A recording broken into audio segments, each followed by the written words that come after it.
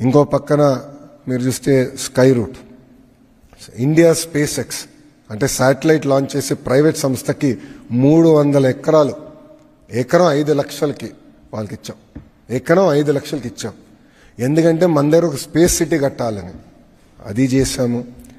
ప్రకాశం జిల్లాలో మీకు తెలుసు రిలయన్స్ ఇండస్ట్రీస్ పెద్ద ఎత్తున కంప్రెస్ బయోగ్యాస్ పెట్టుబడులు తీసుకొస్తున్నాయి. ఇప్పటికీ లీజ్లో వాళ్ళకి భూములు కూడా ఇచ్చాం. ఆ వర్క్ స్టార్ట్ అవుతుంది. కృష్ణా గుంటూరు వచ్చగల అమరావతి కాకుండా క్వాంటమ్ వ్యాలీ ఇక్కడికి వస్తుంది. జనవరి నుంచి క్వాంటమ్ కంప్యూటర్ అమరావతికి వచ్చి క్వాంటమ్ సంబంధించిన ఎకో సిస్టమ్ మొత్తం ఇక్కడ తీసుకొస్తున్నాం. ఉభయ గోదావరి జిల్లా ఆక్వా ఆల్రెడీ ఉంది, దాన్ని కూడా పెద్ద ఎత్తున ప్రోత్సహిస్తున్నాం. డిఫెన్స్ సంస్థలు కూడా అక్కడ తీసుకొస్తున్నాం. డైవర్సిఫైడ్ ఇండస్ట్రీస్ కూడా అక్కడికి వస్తాం జరుగుతుంది. ఇంకా ఉత్తరాంధ్రకు వచ్చేగల చాలా పెట్టుబడులు వచ్చినాయి. Arcelor Mittal, India's largest steel plant. Google, India's largest data centre ecosystem అక్కడ బిల్డ్ చేస్తున్నాం.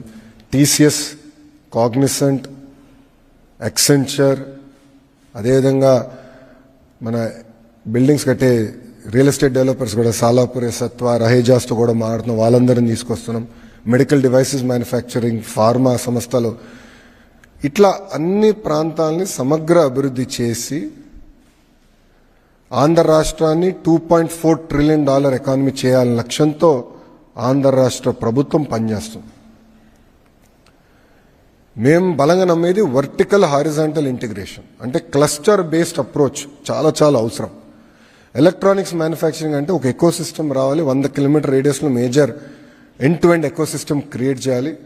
సో అంటే మీ మొబైల్ ఫోన్ తీసుకుంటే దానికి ఉన్న casing, housing, camera module, lens, chip manufacturing, display అంతా 100 కిలోమీటర్ రేడియస్లో మ్యానుఫ్యాక్చర్ అవ్వాలి. That is called vertical integration. Horizontal వచ్చేగల స్కిల్ డెవలప్మెంట్, నా హెచ్ఆర్డీ మినిస్ట్రీ వస్తుంది. స్కిల్ డెవలప్మెంట్, ఎక్విప్మెంట్ టెస్టింగ్, మన బ్లూ స్టార్ లీడర్షిప్తో కలిసి అదే డిస్కస్ చేశాం. వాళ్ళకి హీట్ పంప్ ఆంధ్ర రాష్ట్రం తయారు చేస్తే జర్మనీకి పంపించాలి టెస్టింగ్కి, సర్టిఫికేషన్కి. ఆ సర్టిఫికేషన్ ఎందుకు ఆంధ్ర రాష్ట్రంలో ఉండకూడదు, ఇదే ఎకో సిస్టంలో మీరు పెట్టండి అని వాళ్ళు కూడా మేము పెట్టుబడులు పెడతాం ఆ ఎకో సిస్టమ్ కానీ వాళ్ళు కూడా చెప్తాం కానీ. సో వర్టికల్ హారిజాంటల్ ఇంటిగ్రేషన్ చేస్తున్నాం. సో అందుకే కంప్రెస్డ్ బయోగ్యాస్ అంతా ఒక జోన్లో, ఎలక్ట్రానిక్స్ మ్యానుఫ్యాక్చరింగ్ ఒక జోన్లో, సిమెంట్ మ్యానుఫ్యాక్చరింగ్ ఒక జోన్లో, ఆటోమోటివ్ ఒక జోన్, డ్రోన్ సిటీ కర్నూలు అట్లా ఒక జోన్లో.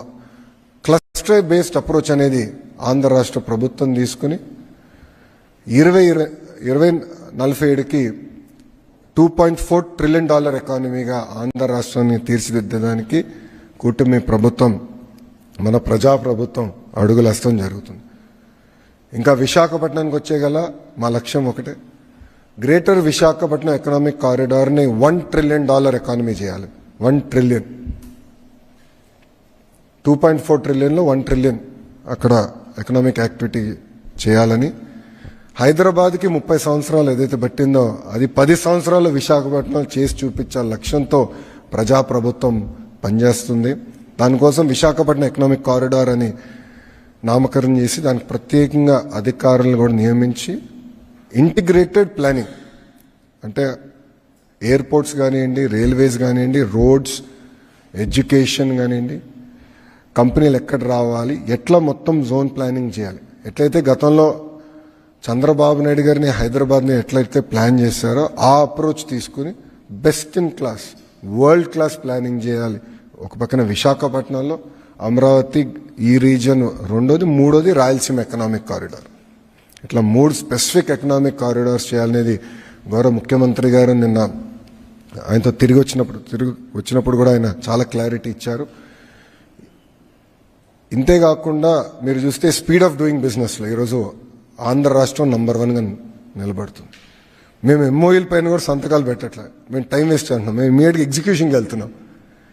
ఆర్సిలర్ మిత్తల్తో ఇప్పటికి మాకు ఎంఓయూ లేదు, ఆంధ్ర రాష్ట్రానికి ఎంఓయూ లేదు, బట్ ఫౌండేషన్ నవంబర్లో చేస్తున్నాం. టీసీఎస్తో కూడా ఎంఓయూ లేదు, but we're starting the centre in November.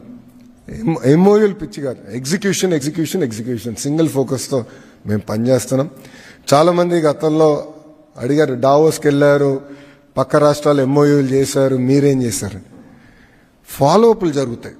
డావోస్లో Google cloud CEO Kurian గారిని గౌరవ ముఖ్యమంత్రి గారు అక్కడ కలుస్తాం జరిగింది, ఫాలోఅప్ మీటింగ్ చేసి ఎంతవరకు వచ్చింది అన్ని డిస్కస్ చేశాం. మొన్న టాటా సన్స్ చైర్మన్ చంద్ర గారు నేను బాంబేలో కలిసినప్పుడు నేనే స్వయంగా స్టేటస్ అప్డేట్ ఇచ్చా. టాటా గ్రూప్ కంపెనీ ప్రాజెక్ట్స్ అన్ని ఆంధ్ర రాష్ట్రంలో ఏంటి, ఒక్కొక్క ప్రాజెక్ట్ ఏ స్టేటస్లో ఉంది, ఎక్కడ గ్యాప్ ఉంది, గ్యాప్ ఆంధ్ర రాష్ట్రం సైడ్ ఉందా టాటా గ్రూప్ సైడ్ ఉందా ఓపెన్గా డిస్కస్ చేశాం. ఇట్లా చాలా పాజిటివ్గా చాలా ప్రోయాక్టివ్గా మేము ముందరగలుగుతాం. ఇప్పటికీ నా బ్యాగ్లో మీరు చూస్తే టాప్ 10 ఇన్వెస్టర్స్ ఎవరైతే ఆంధ్ర రాష్ట్రంలో పెట్టుబడి పెట్టారో వాళ్ళన్ని డీటెయిల్స్ ఆ బ్యాగ్లో ఉంది. ఒక ఫోల్డర్ ఉంటుంది, రిలయన్స్ అవ్వచ్చు, టాటా అవ్వచ్చు, జిందాల్ అవ్వచ్చు, స్టేటస్ అప్డేట్ ఎవ్రీ వీక్ నా ఆఫీస్ నాకు అప్డేట్ ఇస్తుంది. ఆ ఫోల్డర్ నా బ్యాగ్లో ఇప్పటికీ ఉంది. సో ఎప్పుడైనా వాళ్ళు కలిసినా ఎప్పుడైనా ఫోన్లో మాట్లాడినా బస్ ఇదిగోండి ఇది update, this is the status అని మేము చెప్తున్నాం. అంతేకాకుండా ప్రతి ప్రాజెక్ట్ వాట్సాప్ గ్రూప్ కూడా ఏర్పాటు చేశాం.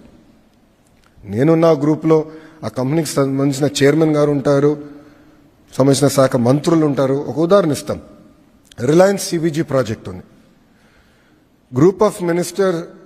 ఆ గ్రూప్ ఆఫ్ మినిస్టర్స్కి నేను చైర్మన్గా ఉన్నా కనుక నేను, ఎనర్జీ మంత్రి గొట్టిపాటి రవి గారు, రెవెన్యూ మంత్రి అనగాని సత్యప్రసాద్ గారు ఆ గ్రూప్లో ఉన్నారు, ఎనర్జీ సెక్రటరీగా విజయానంద్ గారు, రెవెన్యూ సెక్రటరీ ఉన్నారు. అట్లా రిలయన్స్లో ఉన్న ఎగ్జిక్యూషన్ టీం కానివ్వండి, పెట్రోలియం సంబంధించిన సీఈఓ గారు కూడా ఆ గ్రూప్లో ఉన్నారు. ఒక వారం వాళ్ళ దగ్గర నుంచి అప్డేట్ రాకపోతే నేను మన పెట్టా, ఏంటి ఇంకా అప్డేట్ రాలే ఏంటి, వాట్ ఈస్ ద స్టేటస్, మీరు ఎవ్రీడే పెట్టమంటున్నాను, మీరు ఎందుకు వారం తీసుకున్నారని నేను వాళ్ళని అడుగుతున్నా. ఎందుకంటే బాబు సూపర్ 6లో మేము ఇచ్చిన తొలి హామీ 20 లక్షల ఉద్యోగాలు మేము కల్పిస్తాం, బోత్ ప్రైవేట్ అండ్ గవర్నమెంట్ రంగంలో ఇచ్చిన ఫస్ట్ ప్రామిస్. దానికి మేము ఇప్పటికీ కట్టుబడి ఉన్నాం, అహర్నిశలు కష్టపడుతున్నాం. ఎక్కడ కానీ ఇబ్బంది లేకుండా చేయాలని లక్ష్యంతో మేము పనిచేస్తున్నాం. ఆ 20 లక్షల ఉద్యోగాలు కల్పిస్తాం. ఒక ఐటీ రంగంలోనే ఒక ఛాలెంజ్గా నేను తీసుకున్నాను, 5 లక్షల ఉద్యోగాలు కల్పించాలి. ఐటీ అలోన్ ఒక ఛాలెంజ్గా తీసుకున్నా. అండ్ రాబోయే రోజుల్లో మీరు చూస్తారు ఎవ్రీ వీక్ అనౌన్స్మెంట్స్ ఉంటాయి. ఎందుకంటే చాలా కష్టపడ్డాం, ఈ 17 నెలలు అహర్నిశలు కష్టపడ్డాం. మంత్రులందరం కలిసి పనిచేస్తున్నాం, ఏ ఒక్క కంపెనీ పోకూడదని.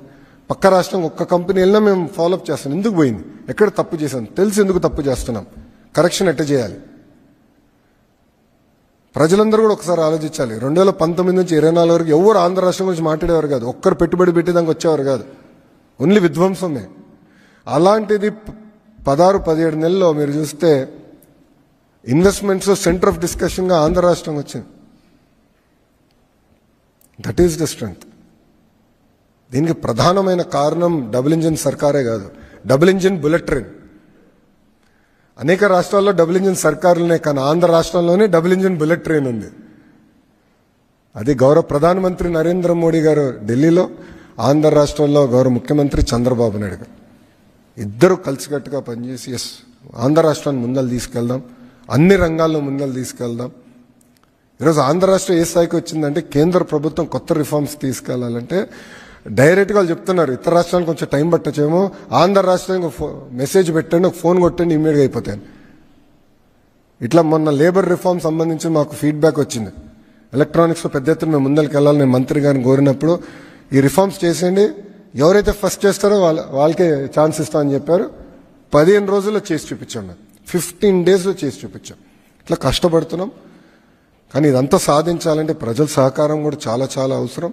మనందరం కలిసికట్టుగా పనిచేయాలి, కలిసికట్టుగా ఆంధ్ర రాష్ట్రాన్ని అన్ని రంగాల్లో నంబర్ 1 చేయాలని ప్రజలు కూడా నేను కోరుకుంటూ, ఇప్పుడు మీడియా మిత్రులకి ఏమైనా ప్రశ్న ఉంటే దానికి సమాధానం చెప్పేదానికి సిద్ధం.